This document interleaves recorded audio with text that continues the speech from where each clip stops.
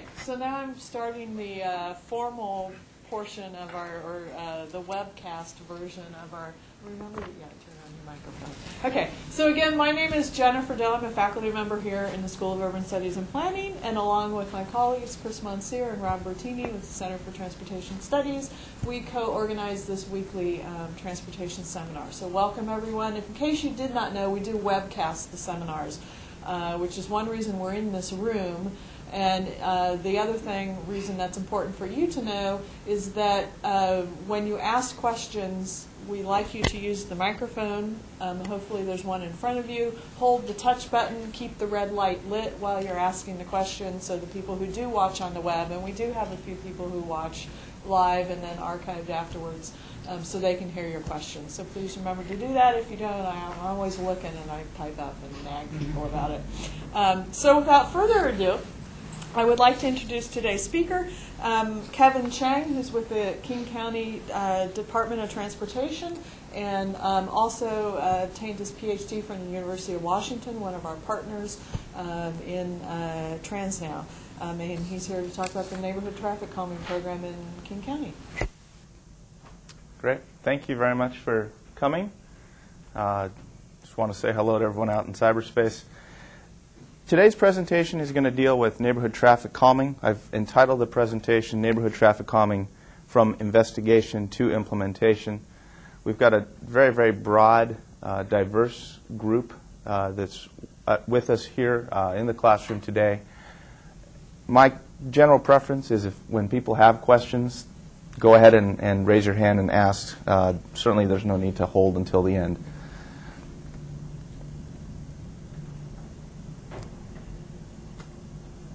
And my machine is thinking.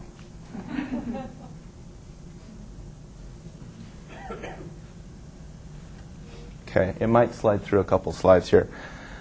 In a nutshell, the overview of today's presentation, I'm going to spend just maybe a minute or two talking about myself, who I am, and then we'll get into the nuts and bolts of the presentation, broken down into 3 case studies that we'll talk about. We'll look at a road diet that was implemented in unincorporated King County.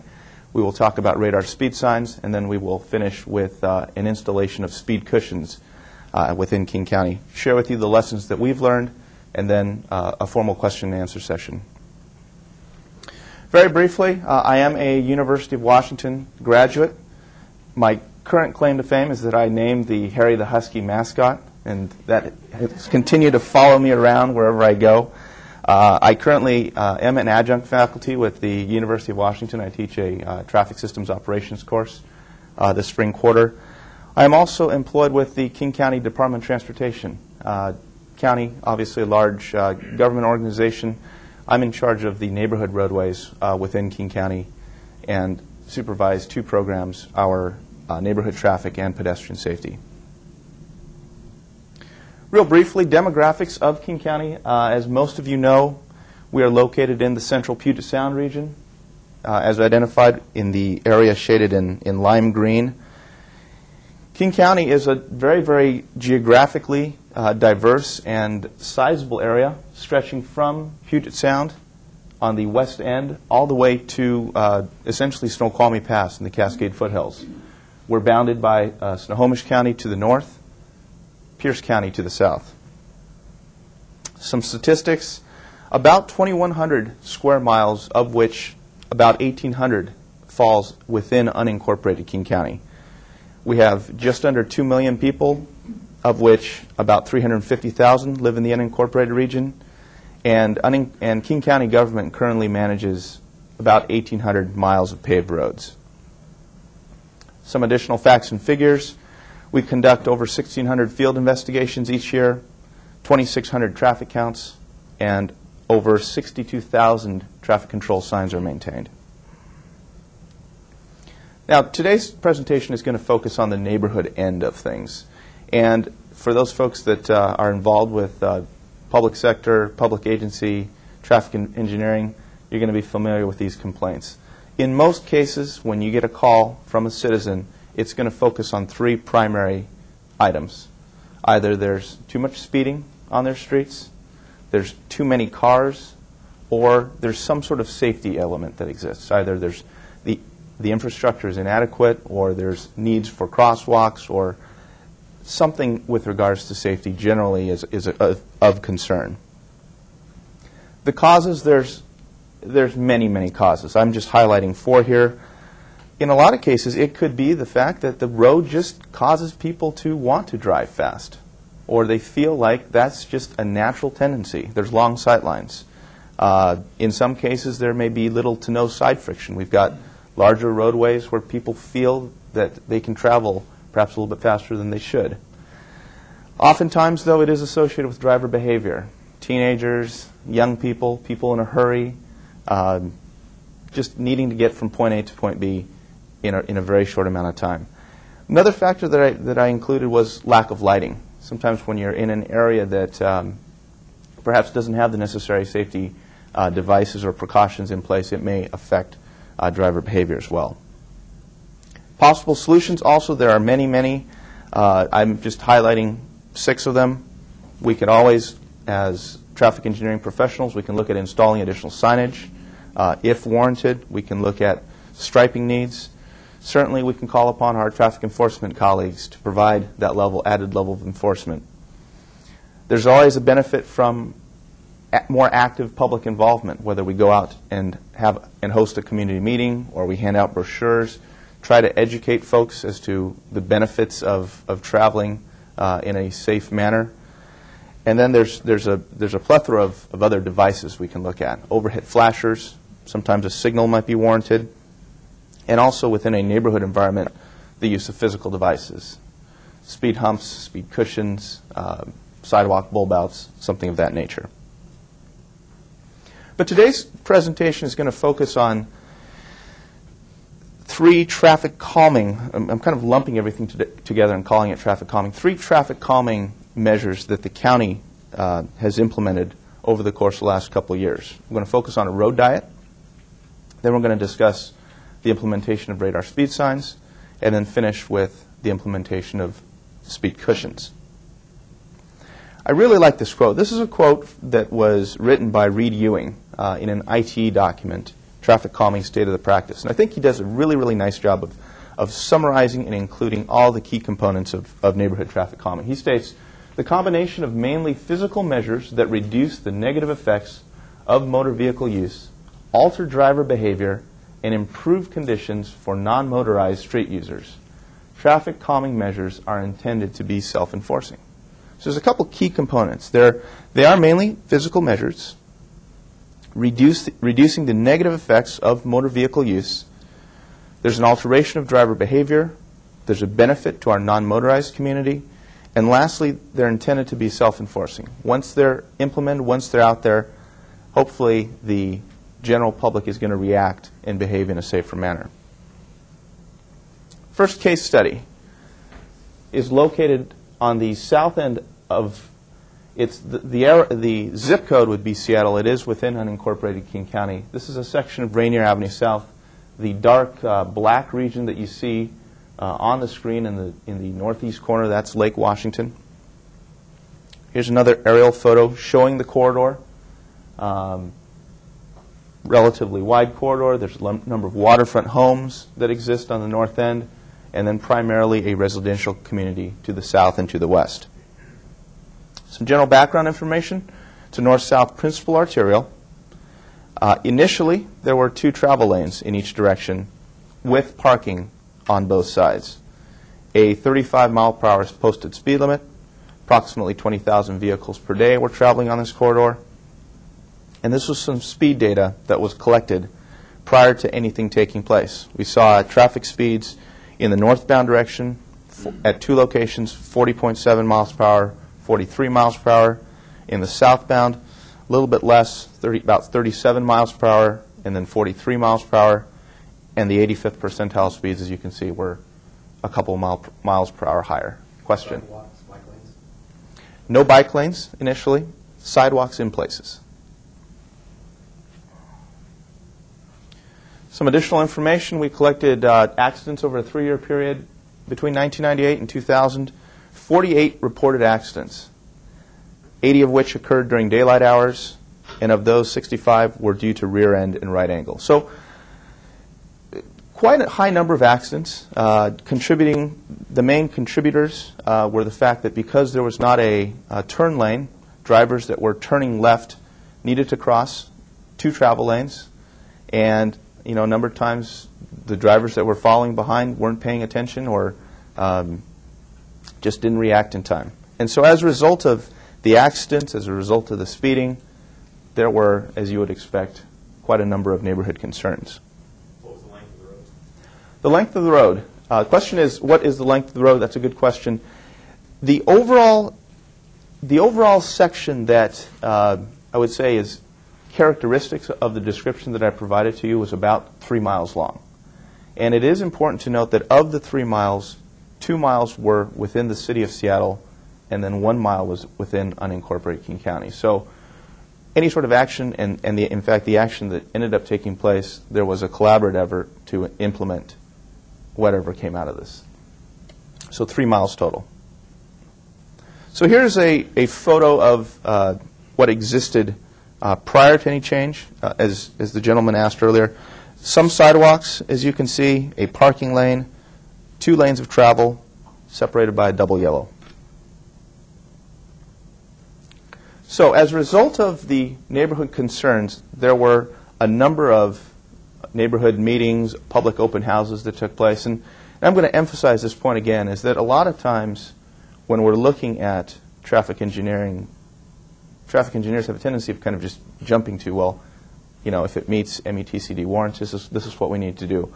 I want to emphasize that there's a very, very important component in dealing with traffic safety issues, public safety issues of involving the public. And sometimes I think we don't devote enough time to that piece. So the only reason I'm flashing this slide is to just indicate that there was an extensive public outreach effort that we were involved with to make sure that we got a great deal of feedback from the public. So after a series of meetings, and I'm condensing that down, we ended up, it was a joint proposal between the engineers and the county to look at what's called a road diet, of essentially converting the existing 4-lane roadway section down to 3 lanes and using the added roadway, if you will, to accommodate bicyclists and provide just an added buffer for those parking on the street. So this is the graphic that we developed, used it at open houses, because I think that sometimes it's difficult to explain in words, well, what are you doing when you're taking away a lane? How is that going to change the channelization? And so we found this particular graphic to be very, very helpful, not only in describing the potential change to the public, but also just to illustrate this and use it in open houses. So let me break off and just highlight a couple points. Obviously, with the existing, the before condition, 2 travel lanes in each direction, if a car is making a left turn into an intersection or into a driveway, they would essentially be stopping in one of the travel lanes. The driver would have to be monitoring the behavior of cars behind them, and that could contribute to rear-end accidents, as I explained earlier. With the 3-lane configuration, the right-hand side of the slide, what it would do is it would pull those cars that were making that conflicting movement out of the main travel lane, reducing that likelihood for accidents, and then essentially kind of streamlining the operations of this roadway. And here's an after photo of what ended up taking place. And it's taken at this pretty much the same location as where I showed you that before photo. We've now got a two-way left turn lane down the center, 1 travel lane each direction. We've now got a bike lane, and of course we've preserved the parking facility. Here's another slide showing the Lake Ridge intersection before and the intersection after. It's always nice when you actually can capture a bicyclist using the bike lane. This is where we get into the audience participation part of this presentation. So 2 questions. The first is, would you expect vehicle speeds along this corridor to increase and decrease as a result of this change? Second question is, would you expect volumes to increase or decrease? So with a show of hands, how many folks think that vehicle speeds, let's say, decreased as a result of this channelization? Okay, for those out who are watching this internet, about 75% of the folks raised their hands. What about volumes? Increase or decrease? How many folks think that volumes decreased? Okay, a few hands, probably about 25%. The results of our data collection indicate that vehicle speeds, for the most part, didn't neither increase nor decrease. They've stayed relatively stagnant. With regards to traffic volumes, initially there was a decrease in traffic volumes, but we're now seeing those volumes trending back to original levels. These are some just very, very general statistics that I'm providing, showing you the traffic speeds along this corridor. Before the rechannelization took place, this is in August of 2004, obviously we had 2 lanes of travel. So in the northbound direction, and these are the figures that I reported to you earlier, the northbound direction, 40.7 and 43 miles an hour, southbound about 43 and 37 miles an hour. After the rechannelization took place, we've now collected data 3 separate occasions. In November of 2004, we saw, now there's only 1 lane of travel. We saw that the average travel speed was about 39 miles per hour in both directions. In April 2005, some increase in both directions, and then in February of 2006, we did another count, average speed 41 in the northbound direction, 39 in the southbound direction. Similar pattern for the 85th percentile, showing before 45 and 48 in the northbound direction, 47 and 42 in the southbound. And as you can see, it's been hovering around those figures with the after collection. Question? Yes? What is the posted speed limit? Posted speed limit, 35 miles per hour. Traffic volumes? Oh, one other Do you question. collect those speeds at off-peak, or are those peak? The question is, were the speeds collected off-peak or during the peak hour? The speeds were collected, 3-day counts taken both during the peak hour and non-peak hours. Any other questions? Yes. Why did you not collect data at the other sites? Evaluation? Well, the question is, why was data not collected at the other sites? And let me clarify. The before location, they were taken at the same location. Oh, okay. And the only reason that there are 2 values for the August 04 date was that there were 2 travel lanes in each direction. As a result of the rechannelization, now there's only 1 travel lane in each direction. Traffic volumes is always fascinating when you do a road diet. Before, if you add the figures, about 9,500 cars each day traveling in each direction, split amongst the 2 lanes, obviously more cars in the outer or slower lane. In November 04, when we took our first after count, the volumes had decreased quite substantially, down to about 7,600 cars a day. But as you can see, based on the numbers, as drivers recognize that their travel is not being as impeded as they had thought, the volumes have a natural tendency to increase. Drivers are very, very astute. Yes, question? How much kind of, I guess, road work was involved in rechannelizing it? Because, I mean, I could see people knowing that there's road work going on and then avoiding that. How much road work, how long did the construction take? Actually, did not take over a span of a few days. Again, a 3-mile section in which we coordinated our striping crews with the city of Seattle, and were able to move through that corridor in a very short amount of time. Question? Well, I'm not sure if you're going to come to this later, but what was the level of service change at the signalized intersections post and pre? The question is, what was the level of service? How did driver behavior? How did the level of service? How was it affected at the signalized intersections? And that's a good question. Along this corridor, there were no signalized intersections. until the very, very south end where there was one. So along the 1 mile section within King County, the 2 mile section of Seattle, no signals. And that certainly is can affect by significantly how this rechannelization, why it was perhaps more successful than if it was along a corridor where there were a number of signals. Did the traffic migrate into residential areas, and did you do anything to mitigate that in the 3-year period where the traffic increased again? You know, we did not. Along this particular corridor, there are few alternative routes for folks to take. The next major route is another arterial. So it was not a situation, because we're following the perimeter of Lake Washington, they would not have been able to easily cut through neighborhood roads or neighborhood collectors.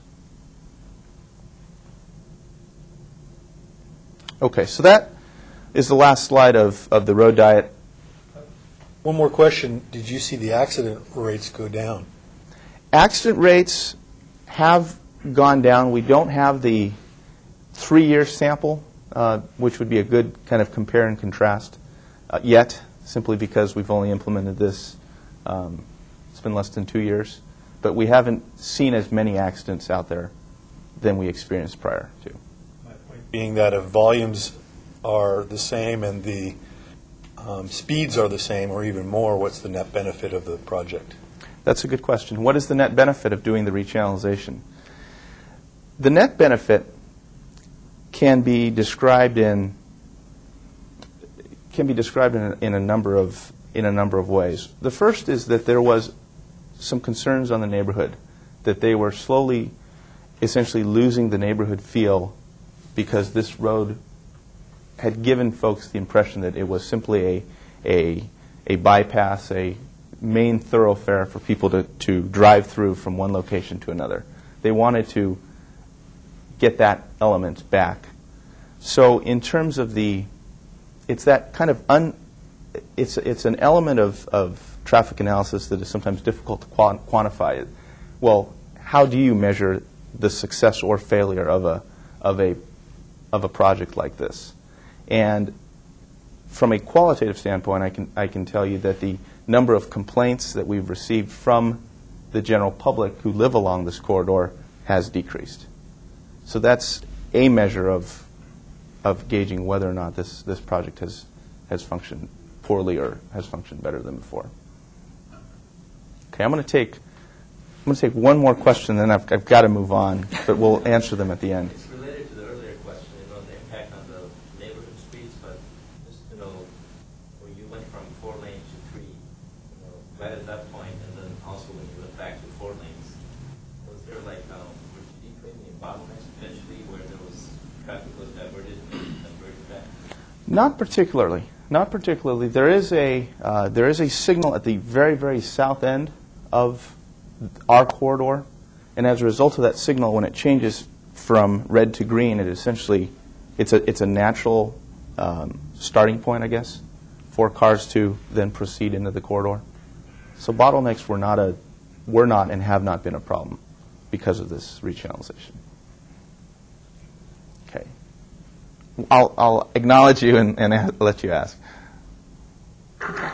I didn't see anything here about pedestrian safety, and if there's no signals for 3 miles, how do pedestrians get across? Are there stop signs? Are there are some marked crosswalks, but because we're dealing with on what would be the north or east side of the road, where we're simply dealing with waterfront homes, there aren't any pedestrian destinations along this corridor that would cause a huge number of pedestrians to cross this particular segment. Second case study, we're going to talk about radar speed signs. Now, with a show of hands, how many folks are familiar with radar speed signs, have implemented radar speed signs in their jurisdiction? Okay. About 70-75% of the folks. Our radar speed sign installation and where we did the study was in unincorporated King County near Kirkland, Washington, along 108th Avenue Northeast, which is this roadway, this north-south roadway. aerial photo showing the large blob at the top represents an elementary school. Again, primarily a residential area. There's a park that's to the south of the school. Some additional background: north-south collector arterial, 1 lane in each direction with sidewalks, 25-mile-per-hour posted speed limit. Volumes did range 2,700 vehicles per day at the north end, increasing to about 4,900 vehicles at the south end. Average speeds were within the posted speed limit, 25, 26 miles per hour to 31 miles per hour. Again, a source of concern for the neighborhood simply because there was a park nearby, there was an elementary school, and then at the south end of the corridor there was a high school. This is the installation that we ended up putting in for this corridor, a radar speed sign. We ended up installing 2 radar speed signs in each direction. For those of you that haven't seen what the operation of this radar speed sign does, I've got a couple still shots. Obviously, if there are no cars, the display shows a speed of 0. In this case, I had one of my staffers drive this corridor as I was taking photos. I asked her to go as fast as she felt comfortable.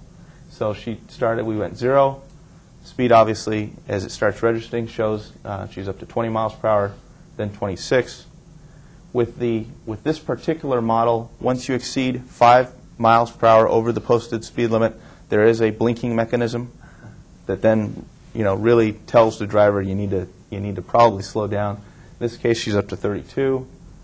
She got as high as 35, and then it resets back to 0. Second poll question. With this installation, again, within the entire corridor, we're installing 2 signs in each direction. Did you expect vehicle speeds to increase or decrease? How many folks think that as a result of this installation, the speeds decreased? Okay, almost everyone is comfortable with that decision. And of course, my answer to you is it depends.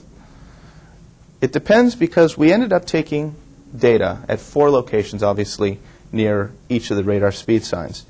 In the northbound direction, at the first location, Northeast 133rd Place, the average speed beforehand was about 31 miles per hour. After the speed signs were installed, it had reduced down to about 28.7 miles per hour. At the second location, where the before speed was very close to the posted speed limit, we actually saw a statistically significant increase, very marginal, but the average after speed increased to 26.2 miles per hour. In the southbound direction, before speed at the first location, Northeast 142nd Street, 27.8 miles per hour, dropping down to 26.7. At the Northeast 134th Street location, initially 30.84, reducing down to 30 miles per hour. So that's the last slide in this. So it seems like maybe in the northbound direction it may have done something and it didn't really do anything in the southbound. I'm wondering if there's any sort of time, like maybe on the way to school, people are in a hurry, or on the way back, they're not. Or is there anything like that going on? That's an element that we are looking at doing at one of our other locations, is determining if these radar speed signs would be more or less effective, particularly during the school hours when children are present, when there is when the behavior, I think, in the corridor certainly differs than during a 10 a.m. or a 7 p.m. time frame. But for this study, it was just collecting data 24 hours a day. So I wouldn't be able to share with you if there's specific traits that might have affected that. Quick questions. What is the sign cost, and is there a mechanism for communities to request them? What does the sign cost, and can communities request them? This is where people get very interested with cost. The signs obviously are decreasing in cost now that there are more manufacturers. Around $4,000 to $6,000 is the retail cost of the signs. Now, obviously, there would be additional costs associated with installation, maintenance and that such, but that's the raw cost. And your second question was? Is there a mechanism for communities to request them? Is there a mechanism, because of the cost and because of our role as a county agency, we don't have a request protocol or policy in place. What King County does have is what are called radar speed trailers, and I've got a slide of it here that I'll show you a little bit later in the presentation. These are mobile devices where people can request them for a week or 2 weeks at a time, just so they get a sense as to how fast cars are going. Drivers that are traveling on that roadway get a sense as to how fast they're going. Yeah, question. How many do you have in use? How many years, the manufacturers? And are they turned off outside of school hours, or is it at whenever children are present? And are they internally lit? Okay, I think I only caught 2 of the 4 questions, but let me get to them. Within the county, we currently have, within the unincorporated King County portion of King County, we currently have 3 locations, and we are looking at a potential 4th location. These signs are on 24 hours a day, so whenever a car passes through the corridor, they would indicate what their travel speed is, so they're not only turned on during school hours or that. Internal illumination, they employ this particular model employs a flip disc technology, so when the car passes through it, the headlights will determine how visible the signs are. Obviously, if they exceed the 5 miles per hour, then they do start flashing. A number of the current models now use LED technology, so there's a natural luminescence. And you had one more question, your last question. The manufacturer? The manufacturer's warranty, No, the name of the manufacturer? Oh, this particular model was manufactured by 3M. Yeah. Okay. And then I'll get you. I'm assuming you're satisfied with the results because you put in more. How satisfied are the citizens along the roadway with this? This is, again, the same question that was asked of the road diet. We have not heard from this neighborhood. The same people that had concerns about speeding in the past seem to be quite content with this particular device. So that, again, is that qualitative measure of how successful this device was. For this particular neighborhood, the radar speed sign was a good trade-off for them with regards to neighborhood safety. You didn't go back and ask them and survey them? We have not. We have not. Really quick, I guess that's the maintenance cost for these signs, and also if they're built, you have some kind of an enforcement mechanism, like taking a picture and sending them a citation. Sure. The maintenance costs for this sign, with this particular technology of it showing the flip disc, there were some cases where the discs were sticking initially, but we seem to have moved past those, so there hasn't been any regular maintenance requirements of these signs. The second question that you asked dealt with citations. There are, as the technology evolves, the use of cameras to capture drivers that are exceeding the posted speed limit is now becoming more prevalent. For our device, though, it does not have the device itself does not collect speed data. There's not a camera component that will, take photos of violators. The county does have a unique relationship with our sheriff's office where we actually employ and deploy 2 sheriff's officers on our residential streets, but they would address this road like any other in the county. If there was a recurring speeding issue, if we determined that speeding was still a problem on 108th, then we would send one of our sheriff's officers out there to provide some routine enforcement. Yes, last question. Were the costs for this covered totally by the county, or did the neighbors share in some of the burden of the installation? The cost of these signs were covered by the county. The county does have a program called the Road Improvement District where citizens can look at making improvements, and then the cost would be it would be their burden. But in this case, this was a county project funded by the county. Okay. Last case study. 36th Avenue South, South 294th Street, 45th Place South. This is near the city of Auburn, Washington. The roadway in question is this kind of reverse S, located just to the north of where you can see Camelot Park on the slide. Some background: primarily an east-west neighborhood collector in an urban area, one lane in each direction, with on-street parking but no sidewalks. 25-mile-per-hour posted speed limit. Volumes ranged from about 930 cars each day in the north end up to about 1,800 cars on the south end. Average speeds before anything took place, 25.2 and 25.1 miles per hour. So right around the posted speed limit. 85th percentile did creep up to about 30.4 miles per hour. So in terms of travel speeds, if we were to just look at travel speeds, I think most people here that work for public agencies would say that's a pretty reasonable distribution of speeds. But we did have some neighborhood concerns, and these neighborhood concerns have been very long-standing. Obviously, with the lack of sidewalks in the area, there have been some accidents that have occurred. This particular location did have some political involvement also, and as a result, it caused us to look at it for some traffic calming measures. Here's a rather poor photo of what the before condition was. Again, a neighborhood street with curbs on both sides, posted speed limit 25 miles per hour, single-family homes predominantly.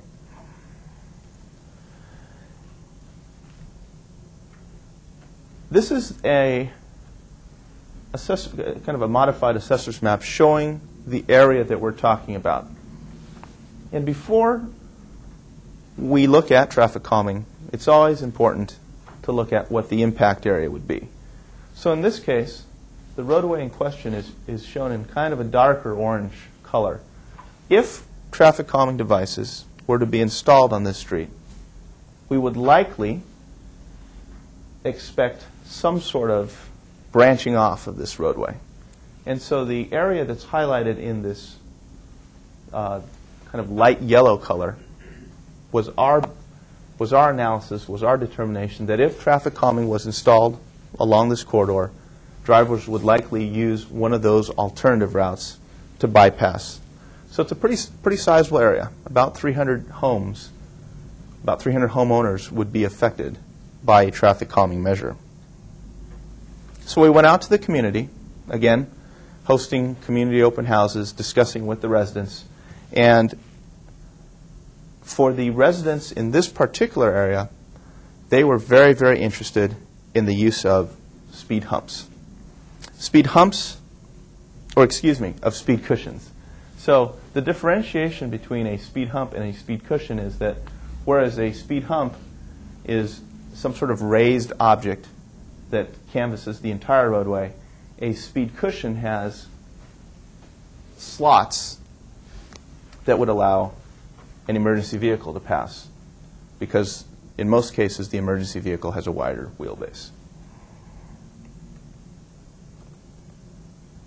So a determination was made that speed humps would be the recommendation for this neighborhood. So then we went back out and said, in order for us to install this device, we need the community to go out, explain the likely implications to your adjacent neighboring residents, and come back to us with a petition that at least 60% of those residents that live in the impacted area would agree to this particular project.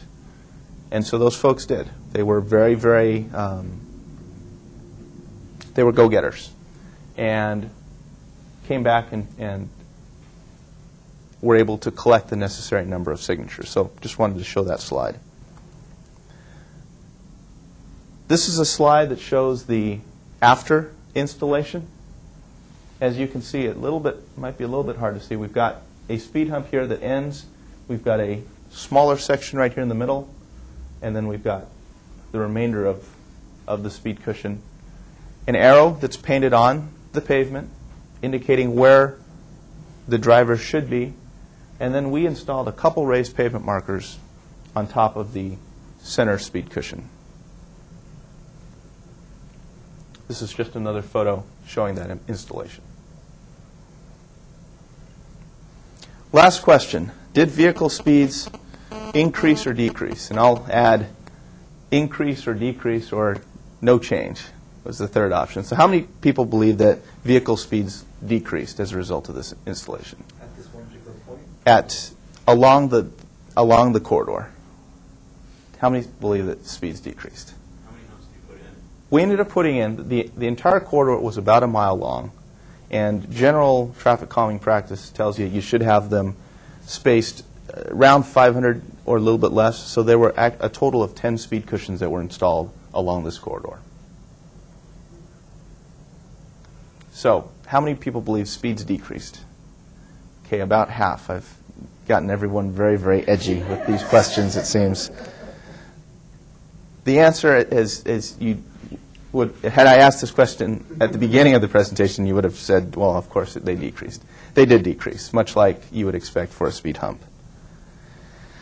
We collected before and after data at 3 separate locations. So the first location that I'll talk about is represented by this red dot. In order to get to this point, drivers had to cross 1 speed cushion if they were going northbound. Then the 2 other locations, drivers had to cross a number of speed cushions. And the after counts were collected in the middle of 2 speed cushions. So we tried to get the highest speed possible so that the speed cushion wouldn't influence the after speed data. So first location, again, average speeds beforehand, 27 miles per hour, 85th percentile about 32, volume about 1,800 cars per day. Afterwards, the influence, again, this includes travel in both directions. Afterwards, you can see that there was a decrease of about 4 miles per hour in the average speed and 85th. The volume at this particular location, though, only decreased slightly. At the other 2 locations, the results were very, very consistent. A fairly sizable decrease in the average speed. Now we're well below the 25 mile per hour posted speed limit. We're seeing an 85th percentile speed that's around 27 miles per hour. Volumes decreased by about 1/3. So if folks were using this street before to cut through and seek points north or south, now we can conclude that they're now avoiding this particular corridor. And the second location, similar data. We collected before speeds 3 times. Average speeds were around 26. The after speed, 21 miles per hour. 85th, it dropped down to 26 miles per hour. And again, volumes before over 900 cars, afterwards down to 500 cars. So we did some additional analysis. The question? What was your design of the hump? The design of the hump, 3 inches high. They were the spacing. I didn't think I would get to the. I didn't think I'd have time to get to the specific designs, and I have some additional information that I can provide to you, but I don't have it memorized. In order to create a spacing that would accommodate most emergency vehicles, but not most passenger cars or trucks, we dug up some data from J.D. Powers and Associates, looking at the most common cars and trucks and identified what their wheelbase was. Then we looked at what the wheelbase would be for emergency vehicles. And so we designed the axle, thank you. And so we designed the gap between the, let me just go back here. So we designed this gap to be 7 feet with an 18-inch valley, if you will, between the 2 cushions. Were they 14 feet or 14 feet. 14 feet. Which fire department say? This is in the Federal Way Fire Department. Oh, what did the fire department say? Sorry. Fire department's been very, very pleased with this installation. We did meet with them, obviously, prior to the installation, talked through with them regarding the likely impacts. Obviously, with any sort of device, their response times will increase, and that's a concern of them. In this particular case, We have discussed the after installation, and they're relatively pleased. I'm not going to say that they're jumping for joy, but comparing it with a speed hump installation, this has been a good trade-off for them.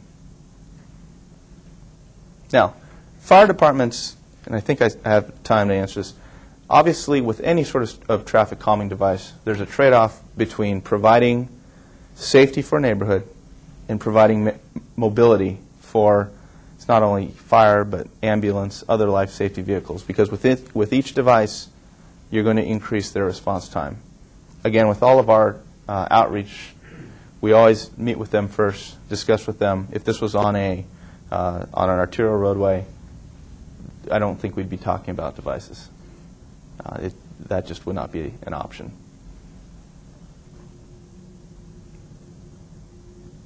Okay, so devices have gone in. We've measured speeds. We've concluded that speeds have decreased. We've concluded that volumes have decreased. We also wanted to see what kind of compliance there would be, because with a design like this, it would seem natural that there would be some drivers that would think, well, since there's a groove, there are two grooves that sandwich that middle cushion, I'm just going to kind of slalom through this corridor. So we did some, I'm going to call it relatively unscientific analysis, where a lot of it was based on engineering judgment as to whether or not they stayed within their defined travel area. We did collect some video for it. Daylight hours, 7 a.m. to 5 p.m. on, these are just 5 days that we had adequate tape for in November of 2005. So I'm just going to show you again a couple still shots. This is of a car that's traveling southbound. You can't see the speed hump, but it's somewhere in this vicinity. So based on where that car is located, you say, okay, he or she is likely staying on his or her side of the roadway. Car moves through the speed cushion, so we can deduce that they're staying where they're supposed to be. Here's a transit vehicle traveling in the opposite direction. Things are going pretty well at this point, but as you can tell from this slide, it slides over, and the assumption would be that in this case, this driver chose to veer out of the designated travel lane. Frequent service, there is a regular bus that moves through the area, but not all buses behave in this manner. Question? Did you consider positioning the speed cushion in the center of the travel lane as opposed to the center of the roadway? The question is, did you consider putting the speed cushion in the center of the travel way?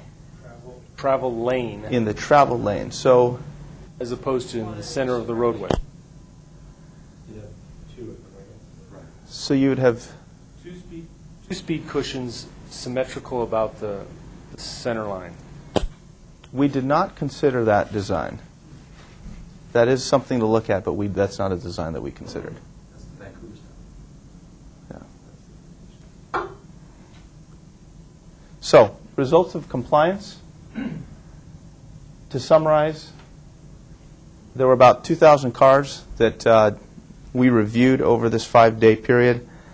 About 8% of the cars, 8.5% of the cars, chose to go the route of the latter example that I showed on the video. So, you can draw your own conclusions. That may seem high, that may seem low. It'll be interesting to look at this analysis maybe 6 months, a year later, to see if over time people are more compliant or less. So, a couple lessons learned. First off, I think that there is a benefit in particular cases to think outside the box. In this case, some of these practices, radar speed signs, road diets, are going to become more and more commonplace. But as traffic engineers, as transportation engineers, I think sometimes we're challenged to deviate from the norm, and in some cases I think there is a benefit to looking at new alternatives to solving old problems. Certainly expect the unexpected.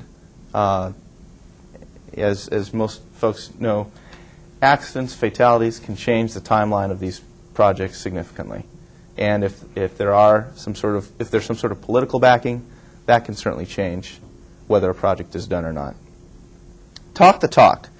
I mentioned this bullet point not only in the sense of an academic setting like Portland State, where I think it's really, really important for students to be aware of these concepts and to learn about these concepts, but also as transportation engineering professionals, it's our duty to try and educate the public as best as we can.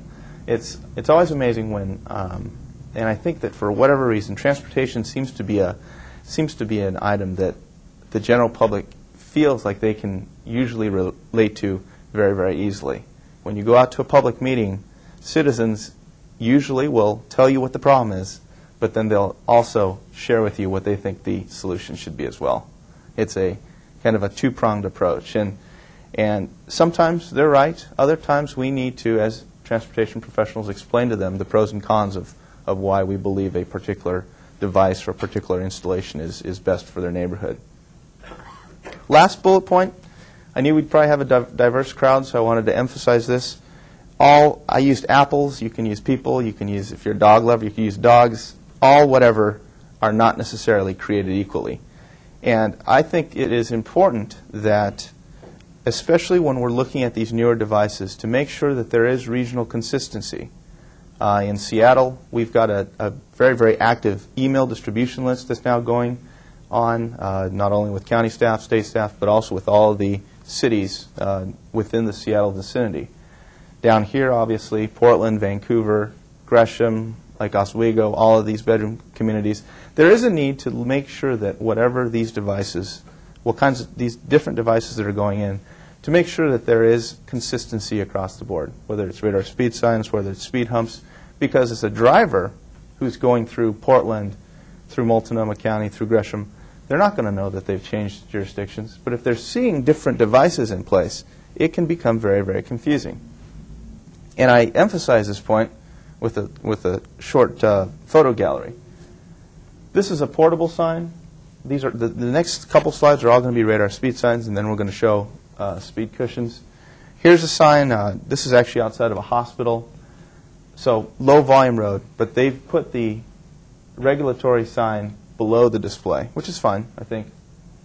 And I'm not saying that any of these are wrong. I'm just saying that there is deviation and there's variation, and it can, I think, get confusing for some folks. In this case, one of the radar speed trailers display is shown below the sign. Here's an installation of a radar speed sign in which this is a permanent installation, regulatory sign with the radar speed sign showing your speed up above. Here's another installation where the sign is down below.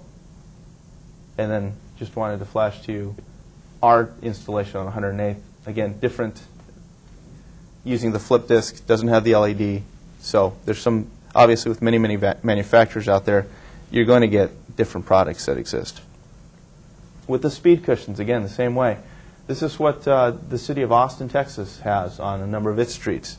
Rubberized speed cushions with some markings on top to indicate to drivers what their travel should be. Here's an installation. This is in Bellevue, Washington. They paint the word bump prior to crossing the sign. It's adequately signed. It's got raised pavement markers that run down the entire street. That differs slightly from a City of Kirkland installation, in which they've got some arrows that are painted on the speed cushion itself. Here's an installation of rubberized speed humps near SeaTac, Washington.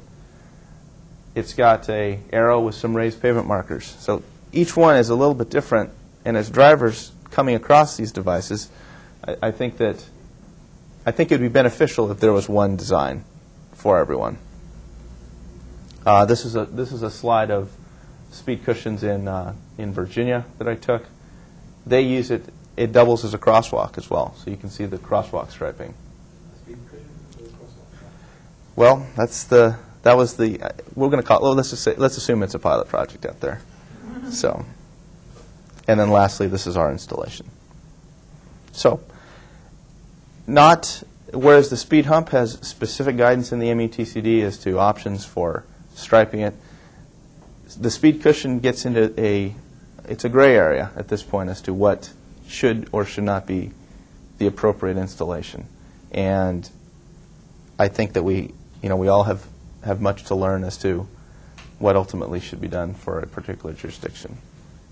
In the last scenario that you showed us, there was a fairly heavy pedestrian generator of Camelot Park, which was directly adjacent to a fairly dense, older residential neighborhood. Correct. Did the county or neighborhood associations consider an improvement district to install pedestrian facilities? That has not come up, and that did not come up in our discussions. The primary concern for that neighborhood was having to deal with speeding on their roadway. And the speeding was triggered by not only some instances of drag racing, which occur on many, many streets, but also the fact that there were, actually we've got the photo right here, available on-street parking, which if used would create kind of a natural friction for drivers, but because of some safety concerns where there had been some break-ins in the past, many of the residents chose not to park on the street. And as a result, you had a number of drivers that felt that they could go a little bit faster than they should have.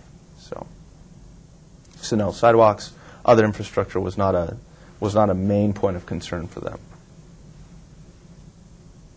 What was the benefit you found from the speed cushion as opposed to a conventional speed hump? The benefit, the question is, what's the benefit of using a speed cushion versus a speed hump? And for us, what we found was that the primary benefit, again, is that traffic speeds seem to have decreased, similar to what we would have experienced with a speed hump, but we were able to accommodate our emergency services folks, in the sense that if there is a fire or if there is an ambulance call, they will likely be able to travel through these devices faster than they would have if they had to traverse speed hump after speed hump after speed hump. When I asked earlier about their response, it didn't sound like they were that overwhelmingly supportive of it, but they were supportive of it. They were supportive of this. Okay. Again, making sure that it is a traffic calming device. Most emergency service providers would prefer that there were no devices on these roadways. But in the event that there is a situation like this where a neighborhood is clamoring for some sort of traffic calming and it's not a priority route for them, this was a solution that they felt like they could live with. With some of the European research, they've had problems with axle loading on dualies, transit buses, and fire trucks. Have you seen that problem with your wider design? And have you seen any unraveling and focused wear on the cushions yet? In terms of cars bottoming out with these devices, we haven't run into. Not bottoming out, but the axle loading, the differential, when the inside wheel. Right. That has not been a problem that I've been made aware of. So it does seem like it is functioning at this point. The other question was, have we seen the asphalt breaking out? Have we seen deterioration in the actual physical? We have not, and that's a testament. I think these devices were installed by county maintenance forces, and I'm going to say it's a testament to their good work that they haven't broken down to this point. Yes. We actually have a question from someone who's watching on the web, Oh, who's wonderful. emailed in. And she's asking about whether you've worked with sort of integrating solutions for stormwater management into any of these types of projects or neighborhood traffic solutions. We have not, in the sense that, like these speed cushion devices, they're essentially pavement on pavement, where we didn't need to do any sort of physical digging. But that's certainly I think the environmental component is certainly important, where if this was an installation maybe in a newer location, certainly it would be important to consider that component. But for our case here, obviously with the rechannelization, with the radar speed signs, there would be no environmental component. Here we were simply essentially adding asphalt to asphalt. So thank you. Yes. I was curious about the radar signs. Can you run those on solar? Have you ever seen those done with You solar? can run them on solar. They are available as a solar device. We chose not to. When these particular signs were installed, all the technology was still relatively new. We wanted to make sure that we had a device that would likely be working most of the time. Obviously, in the Pacific Northwest, solar can be an issue. We chose not to go that route. But solar is an alternative that it seems like many jurisdictions are now looking at doing. Yes? Yeah, I just had a couple of these. These are more comments than questions, but you said you were doing some daylight monitoring from 7 a.m. to 5 p.m. in November, and I think as far north as you are, it's probably dark by 5 p.m. in November. Also, we've come up with a new politically correct term. We don't call them accidents anymore. We call them crashes here, which is more true. Thank you. Have more web questions. Okay. I'm ready. And this is actually two questions. They're somewhat unrelated, so I'll ask one. Many people think the terms road improvement and road widening are completely synonymous and interchangeable. How do you think planners can best present, or I could add engineers, can best present the concept of road diets to people outside of the impacted neighborhood who find the idea counterintuitive? Along these same lines, how willing have decision makers and elected officials been to support and fund road diet projects? Well, that's an excellent question. I'm not sure I got all the pieces, but I think to best answer that question, road improvements, road widening, road diets, how do you get support? How do you get overall support? I think that the lesson that we've learned is that there needs to be, and I mentioned this, I think, at the outset of this presentation, there needs to be an outreach process in place before you go out and do it. You'd need to spend, if you're going to spend so much time, spend even more time than you allocated, educating folks about why a change from what currently exists might be of benefit to people. And that education not only includes members of the general public, but it also includes managers within organizations. It includes elected officials that represent constituents in this general area. What we found is that when we went out to the community, we did provide some background information on where road diets have worked. The city of Seattle actually has a number of locations where they have implemented road diets in the past and found them to be successful. And that's a common question that you would expect people to ask. Well, if you're going to do this, has it been implemented before, and does it work? And so I think getting back to that point of making sure that we try to do our best to educate folks in advance is probably one of the most important components. It's one of the important pieces that we can use and apply. So I hope I answered the question. And a second question, has King County carried out any road diet projects in less affluent neighborhoods that are equally impacted by a 4-lane arterial but might not have the connections, resources, or confidence to demand King a solution? County, that's a good question. The affluence, and certainly based on the slide that you saw, we did have a number of residents that lived on waterfront on Lake Washington.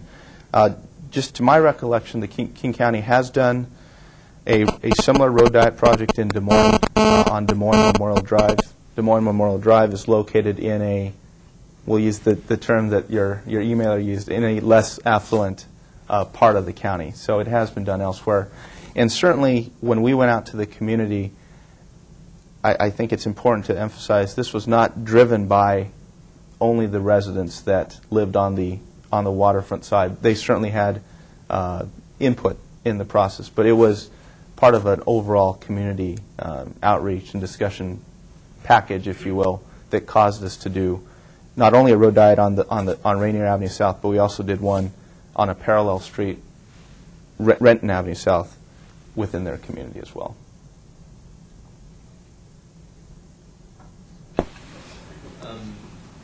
The speed cushions, these are physical barriers. Do you think that the radar speed sign is still becoming effective at some point, and maybe we shouldn't be investing in something like that unless there's some kind of an enforcement? The question is, with the radar speed signs, is there a likelihood that over time they will become less effective as people get accustomed to them, as they realize that there is not an enforcement component? I think the answer is that only time will tell whether or not they lose their effectiveness. I think for a number of drivers, I think for a majority of drivers that travel through a corridor, when they see the technology available and they see that they're going perhaps 5 or 7 miles faster than they expected themselves to be going, they will slow down. I think that catching those people is part of the battle. You're also going to deal with people that were going 20 miles an hour faster than they should have before, who don't see this as a deterrent. Those people, will likely travel, at a level that may be similar to how they were traveling before, and we can only hope that the sign serves as it's a reminder, as the Reed Ewing's definition initially said. It's certainly in place to remind drivers that there's not an enforcement component attached to it.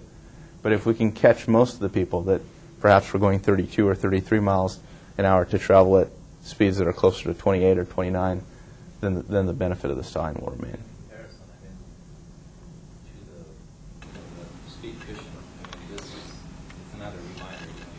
Sure. With the speed cushions, obviously, it's a permanent. I'm not going to say it's a fix. It's a permanent treatment that's in place, and the chances of a driver going 45 miles an hour along this corridor is probably slim to none. But again, with any sort of physical device, that physical component is a trade-off that many neighborhoods would prefer not having to deal with. So, physical devices is kind of a last resort. When all else has failed, consider using physical devices, because once they're in, it's very, very hard to, remove them. And not only the physical nature of removing them, but then if you remove them, the neighborhood will likely react and want alternative solutions as well. Where you had the driver feedback sign and the speeds increased, was there a natural horizontal or vertical alignment that slowed down traffic prior to the installation of the sign that may have caused traffic to slow? Not particularly. The question deals with, at one of the locations, we did see a statistically significant increase, albeit it was about just, I think, 1.8, 1.9% increase. It's a straight shot on 108th, and I think my conclusion is that it kind of, the installation of the signs kind of evened things out a little bit. So at locations where speeds were particularly high, it caused drivers to slow down a little bit. At this particular location where speeds were close to the posted speed limit, I think it caused some drivers perhaps to speed up a little bit more than before. Just a guess. Yes. Do they use the radar speed signs to monitor traffic counts or average speeds? No. Well, I think it depends. In our case, the radar speed signs were solely used to remind drivers of how fast they were going. There are manufacturers now that, using the radar speed signs, they can collect data to do that. Yes. Any last questions? Yes. This goes way back to the beginning of your presentation, but you said that one of the things that affects traffic is lighting, and then you didn't explain how that affects traffic. Well, the reason I included that, and maybe I didn't give it the emphasis that it should, was that lighting is a component that can be a safety element that isn't always present on some of our neighborhood streets. Because lighting isn't there, people feel less safe, and when a car drives through a corridor at a speed that may not necessarily be as fast as that walker thinks, it just adds to that entire aura of what is safe along a roadway corridor and what is not. So it was not perhaps a bullet item that I didn't do a very good job of explaining. You're not saying people drive faster along dark streets or lighted streets? I couldn't say either way. Yeah.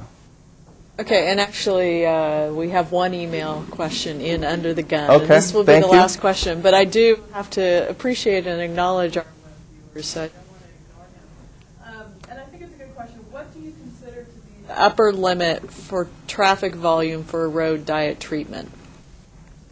The question is, what is the upper limit? In other words, how many cars, is it 20,000, if it exceeds 20,000 vehicles, 25,000, I don't know that I would be qualified to say what that upper limit is. There is a publication that's out there. It's called Road Diets, and I believe it's written by Dan Burden and Peter Lagerwey, that talk about a number of locations where road diets have been implemented.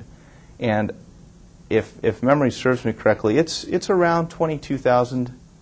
They have had cases where 22,000, 23,000 cars a day were on a facility that they've done a road diet for. But I think that common sense would say there is a breaking point at which reducing 2 travel lanes down to 1, you just simply would not be able to accommodate that many cars. So thank you for that question. And before we thank you formally, I have to plug next week's seminar.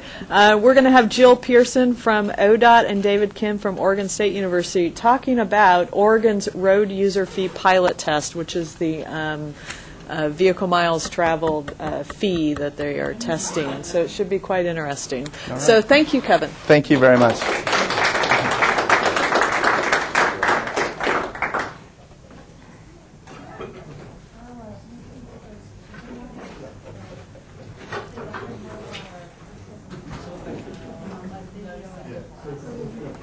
Say anything, have you heard about that? Or just, I just never.